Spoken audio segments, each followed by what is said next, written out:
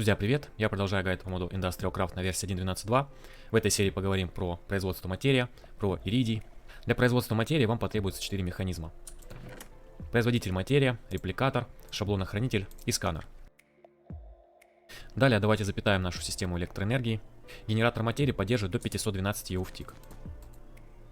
Репликатор и сканер у нас работают до 32 EV в тик, поэтому их необходимо будет запитать через трансформатора. Шаблонохранитель энергии не требует. Итак, я запитал систему энергии. Если мы посмотрим во внутренний интерфейс производителя материя, видим, что здесь пошел прогресс. Когда шкала достигнет 100%, у нас произведется немного материи. Итак, мы видим, что у нас появился 1 миллибаскет материя. Для того, чтобы ускорить процесс производства материя, мы, естественно, можем подводить больше энергии, либо можем сюда класть утиль-сырье.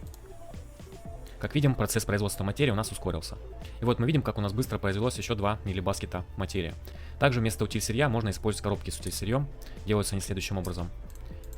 Вопреки распространенным мифам, никакого выигрыша они не дают, они просто по сути являются сжатым вариантом утиль-сырья. Кроме того, если держать коробку с утиль-сырьем в руках и нажать правую кнопку мыши, нам выпадет случайный предмет.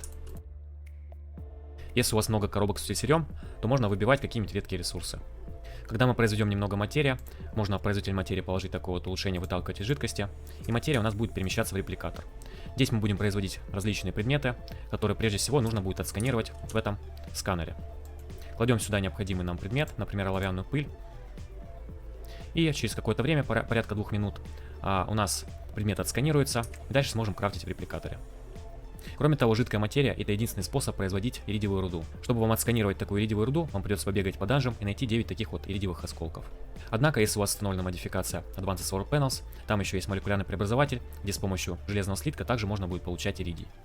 Давайте я также продемонстрирую, как я на своей базе пользуюсь материей. Есть у меня в шаблонах хранителя уже записано несколько шаблонов, в том числе иридий. Если мне необходимо, например, куда-то в другое место переместить эту запись, я могу воспользоваться таким вот кристаллом памяти, который делается из обсидиановой пыли, диоксида кремния, который можно произвести в термальной центрифуге, и из каменной пыли. Кладем сюда кристалл. Здесь у нас можно сделать импорт из кристалла, если там что-то записано, либо наоборот в него экспортировать какую-то информацию. Например, давайте мы туда запишем информацию об производстве иридиевой руды. Записываем. Здесь у нас теперь сохранилась эта информация.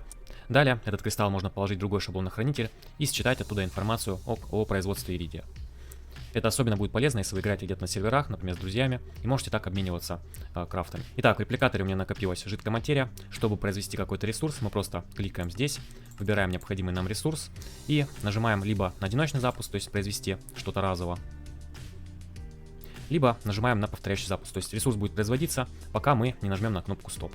Как мы видим, в производитель материи я поставляю утиль-сырье с помощью шины экспорта, а утиль-сырье я произвожу вот здесь с помощью генератора булыжника и утилизаторов. Это простейшая система, вот если у вас установлена модификация Extra Utilities. И наконец, давайте рассмотрим, для чего нужен иридий. Во-первых, если у вас установлена модификация Advanced Solar Panels, чаще всего иридий ребята используют для того, чтобы крафтить улучшенные солнечные панели. Но даже если у вас такой модификации нет, иридий как минимум используется для производства таких вот иридиевых буров, которые работают быстрее, чем обычный алмазный бур. Также иридий необходим для производства квантового сета. Давайте его рассмотрим. Вот так вот выглядит квантовый сет, достаточно эстетично.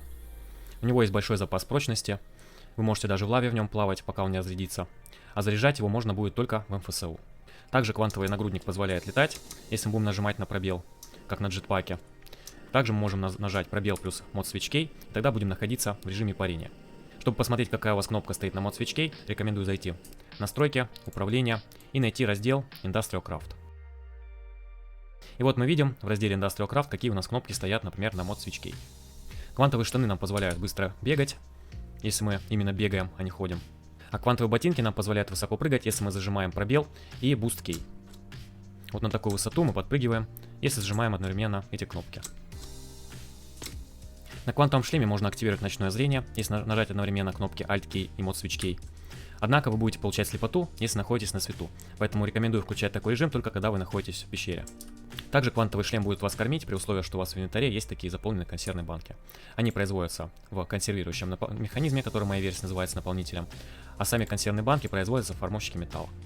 Также в квантовом шлеме можно дышать под водой, при условии, что он у вас заряжен. Кстати, есть распространенное заблуждение о том, что, чтобы производить материю, вам обязательно собирать ядерный реактор. Но это не так. Вам главное найти какой-то эффективный источник энергии. Это могут быть как и ветряки, которые мы рассматривали в самой первой серии, Это могут быть геотермальные генераторы, но если у вас установлена модификация Advanced Solar Panels, рекомендую вам делать улучшенные солнечные панели.